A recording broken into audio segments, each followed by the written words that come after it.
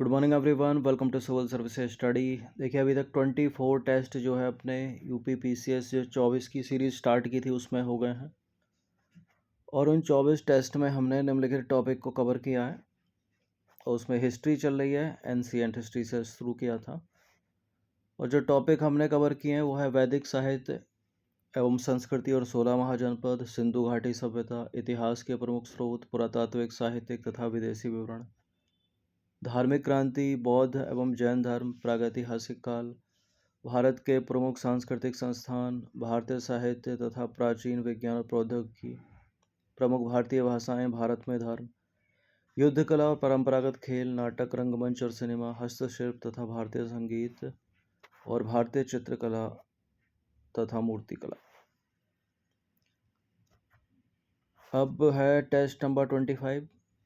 काफ़ी टाइम हो गया है, बीच में गैप हो गया, लेकिन अब जो है वो डेली कंटिन्यू रखेंगे इसको हम। यूपी पीसीएस का रिजल्ट भी आ गया 23 वाला, तो वो चलिए स्टार्ट करते हैं।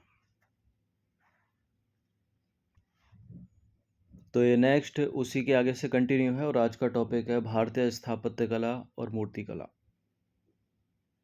तो उसी में क्वेश्चन नंबर 1 है, एलोरा की गुफाओं का निर्माण किसने कराया था? पल्लव, चालुक्य, सातवाहन, राष्ट्रकूटों ने। एलोरा की गुफाओं का निर्माण कराया था राष्ट्रकूटों ने। ठीक है, ये शैलकृत गुफाएं हैं, मतलब शिलाओं या चट्टानों को काटकर बनाए गए गुफा मंदिर। देखिए एलोरा जो है वो महाराष्ट्र में स्थित है और यूनेस्को की विश्व धरोहर स्थल है। ये गुफाएं हिंदू धर्म, बौद्ध धर्म और जैन धर्म से संबंधित हैं। प्रसिद्ध जो कैलाश मंदिर है वो यहीं पर स्थित है, जो एक रॉक कट यानी शैलकृत मंदिर है। और एलोरा के सभी स्मारक राष्ट्रकूट राजवंश के दौरान बनवाए गए, जिन्होंने हिंदुओं और बौद्ध गुफाओं का निर्माण कराया। कुछ एडिशनल चीज़ें इससे जुड़ी हुई, जैसे कि राष्ट्रकूट वंश के बारे में हम जाने तो जब उत्तर भारत पर पालों और प्रतिहारों का शासन था, तब दक्कन पर राष्ट्रकूटों का शासन था और इस राज्य के संस्थापक दंती दुर्ग थे इसके, और मान्याखेत को इन्होंने अपनी राजधानी बनाया था। क्वेश्चन नंबर 2 पर आ जाइए। इन गुफाओं को पांडवलेनी के नाम से भी जाना जाता है। इनका निर्माण पहली शताब्दी के दौरान हुआ। हीनयान से संबंधित होने के कारण इनमें महात्मा बुद्ध की कोई छवि नहीं पाई जाती है। उपयुक्त विशेषताएं निम्नलिखित में से किस गुफा से संबंधित हैं? अजंता की गुफा, नासिक की गुफाएं, जूनागढ़ गुफाएं या बाघ गुफाएं। हीनयान से संबंधित होने के कारण इनमें महात्मा बुद्ध की कोई छवि नहीं पाई जाती। यह है नासिक की गुफाएं। ठीक है, ऑप्शन नंबर बी।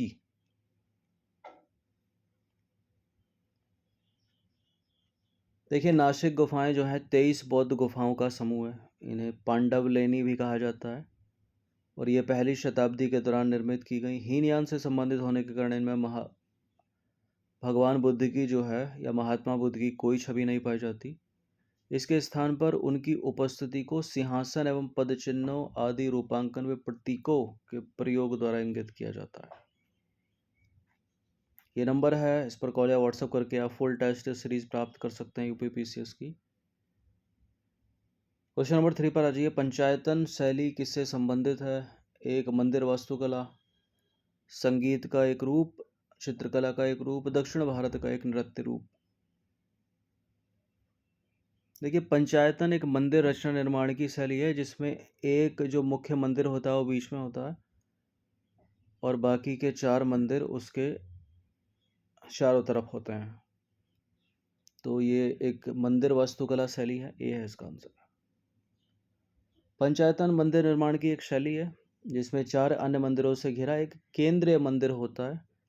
और पंचायतन मंदिरों के अगर उदाहरणों की बात करें तो उदयपुर में जगदीश मंदिर, खजुराहो में लक्ष्मण मंदिर, मध्य प्रदेश की धरोहर है, खजुराहो में ही कंदरिया महादेव मंदिर और उड़ीसा के भुवनेश्वर में ब्रह्मेश्वर मंदिर।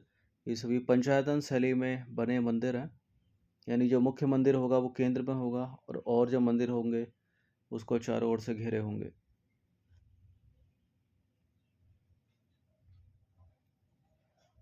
क्वेश्चन नंबर 4 पर आ जाइए। निम्नलिखित विशेषताएं किस शैली से संबंधित हैं? ऊंचे मंडप पंचायतन शैली, मंदिर परिसर में जलाशय का अभाव तथा द्वार मंडपों के निर्माण में स्तंभों का प्रयोग। ठीक है, जो मंदिर मंडप का द्वार होता है उसमें स्तंभों का प्रयोग यानी पिलर्स, खंबे। नागर शैली, विजयनगर शैली, वेसर शैली या द्रविड़ शैली। पंचायतन शैली यानी केंद्र में एक मुख्य मंदिर, बाकी 4 मंदिर उसके चारों तरफ। ठीक है, ये विशेषता थी लक्ष्मण मंदिर की, कंडरिया महादेव मंदिर की। तो वो मंदिर किस शैली में बने हैं? वो द्रविड़ शैली में तो बने नहीं होंगे, वो नागर शैली में बने मंदिर हैं। ए है इसका आंसर।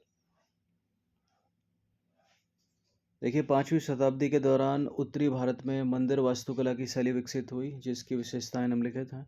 पंचायतन शैली के आधार पर मंदिर का निर्माण। मंदिर परिसर में कोई जलाशय नहीं। ऊंचे मंडप, द्वार मंडपों के निर्माण में स्तंभों का प्रयोग। और मंदिर के बाहर गंगा यमुना की मूर्तियों का निर्माण। ठीक है, तो ये विशेषताएं हैं। चलिए क्वेश्चन नंबर 5 पर आ जाइए। निम्नलिखित में से किन मंदिरों का संबंध जो है नागर शैली से है, यानी उत्तर भारतीय शैली? लिंगराज मंदिर, जगन्नाथ मंदिर, मीनाक्षी मंदिर, मुक्तेश्वर मंदिर और कैलाश मंदिर। इनकी अवस्थिति के आधार पर भी हम एलिमिनेट कर सकते हैं कि कौन सी शैली से मंदिर संबंधित हो सकता है। तो मीनाक्षी मंदिर दक्षिण भारत में है, तो ये तो द्रविड़ शैली से होगा। थर्ड को एलिमिनेट कर दीजिए, यानी सी हो नहीं सकता इसका आंसर। उड़ीसा का लिंगराज मंदिर, उड़ीसापुरी का जगन्नाथ मंदिर और उड़ीसा का ही मुक्तेश्वर मंदिर, ये नागर शैली में बने मंदिर हैं। तो 1, 2, 4 इसका आंसर हो जाना चाहिए ऑप्शन नंबर बी। कैलाश मंदिर और मीनाक्षी मंदिर द्रविड़ शैली के।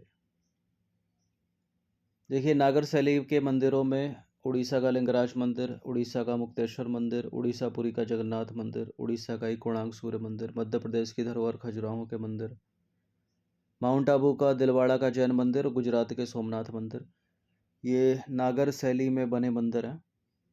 द्रविड़ शैली के मंदिरों की बात करें तो मामल्लपुरम के मंदिर, कैलाश मंदिर द्रविड़ शैली का हो गया। बैकुंठ पेरुमल मंदिर, महाबलीपुरम, तंजौर, तिरुपति मंदिर, ये द्रविड़ शैली में बने मंदिर हैं। लिंगराज, जगन्नाथ और मुक्तेश्वर मंदिरों का संबंध नागर शैली से है, जबकि मीनाक्षी मंदिर और कैलाश मंदिर का संबंध द्रविड़ शैली से। तो ऑप्शन नंबर बी आंसर है। नंबर 6 पर अजय निम्नलिखित में से किन मंदिरों का संबंध बेसर शैली यानी जो मध्य वाली शैली थी। बेसर शैली नागर और द्रविड़ का मिश्रित रूप है। तो कैलाश मंदिर और गुजरात का सोमनाथ मंदिर तो हमने देख ही लिए। गुजरात का सोमनाथ मंदिर ये नागर शैली से और कैलाश मंदिर द्रविड़ शैली से हो गया। अमरनाथ मंदिर और खानदेश मंदिर ही बचे, तो इसका आंसर हो जाएगा ऑप्शन नंबर ए, यानी ये बेसर शैली से। तो अमरनाथ मंदिर और बुरहानपुर के खानदेश मंदिर का संबंध बेसर शैली से है, तो ए करेक्ट है। जबकि कैलाश मंदिर द्रविड़ शैली में बना और सोमनाथ मंदिर नागर शैली में बनाया।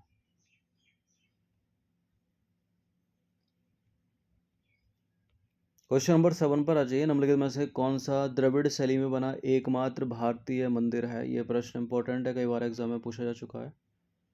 द्रविड़ शैली में बना है और एकमात्र उत्तर भारतीय मंदिर है, जबकि उत्तर भारत में तो नागर शैली चलती है। लेकिन यह है ग्वालियर का तेली मंदिर। ऑप्शन नंबर बी है इसका आंसर। देखिए, ग्वालियर का तेली मंदिर द्रविड़ शैली में बना एकमात्र उत्तर भारतीय मंदिर है। इसकी दीवारें तथा छत द्रविड़ शैली में बनी तथा नक्काशियां और मूर्तियां जो हैं इसकी उत्तर भारतीय शैली में बनी है, यानी नागर शैली में। क्वेश्चन नंबर 8 पर रजिए। बेसर शैली से संबंधित निम्नलिखित कथनों पर विचार करेंगे। 2 स्टेटमेंट है। बेसर शैली को कर्नाटक शैली के नाम से भी जाना जाता है और इस शैली के मंदिर विंध्य पर्वतमाला से कृष्णा नदी के बीच निर्मित हैं। कौन सा इसमें सही होगा? देखिए, दोनों के दोनों करेक्ट हैं, सी है इसका आंसर।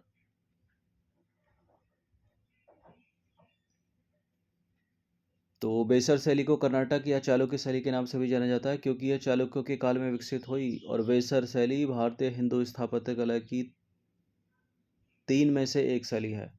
ठीक है, नागर और द्रविड़ शैली के मिश्रित रूप को बेसर शैली की संज्ञा दी गई है, जैसे ऊपर डायग्राम बनाकर बताया था मैंने आपको।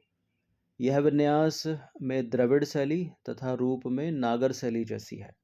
ठीक है, विन्यास में द्रविड़ शैली जैसी है बेसर और रूप में नागर शैली जैसी है। इस शैली के मंदिर विंध्य पर्वतमाला से लेकर कृष्णा नदी के बीच निर्मित हैं। क्वेश्चन नंबर 9 पर आ जाइए। नागार्जुन कोंडा स्तूप के संदर्भ में निम्नलिखित में से कौन सा कथन सही नहीं है? स्तूप पे इंपॉर्टेंट है, स्तूप पे यूपीएससी सिविल सेवा में भी प्रश्न पूछा गया था 28 मई को। देखिए, यह शक सातवाहन काल का स्तूप है। नागार्जुन कोंडा स्तूप की बात हो रही है। यह स्तूप हेनयान से प्रभावित है। यह आंध्र प्रदेश में स्थित है। इस स्तूप पर खुदे अभिलेखों से यह ज्ञात होता है कि भारत के चीन के साथ, यूनान के साथ और श्रीलंका से व्यापारिक संबंध थे।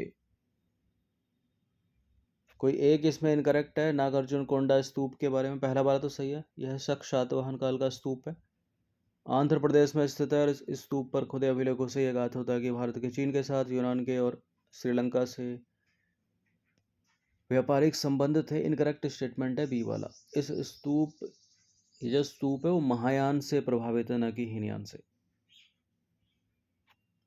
तो यही आंसर होगा अपना।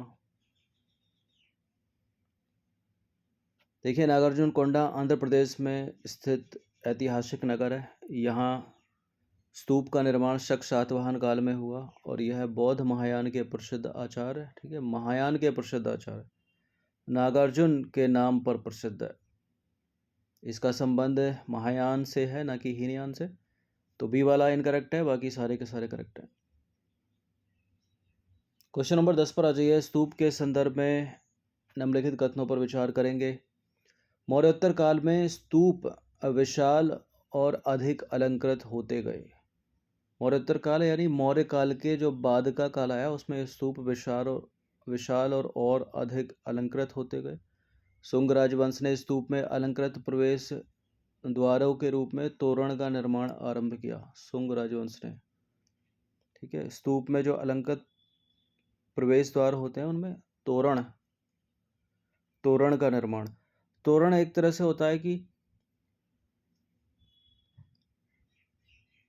मान लीजिए कोई स्तूप है, ठीक है, जो उसका द्वार होता है, या मान लीजिए कोई मंदिर है, उसका जो द्वार होता है उसको अलंकृत करना या उसको सजाना, साग सज्जा करना उसकी। शुंग राजवंश ने ये किया। तो करेक्ट है दोनों के दोनों स्टेटमेंट, सी है इसका आंसर।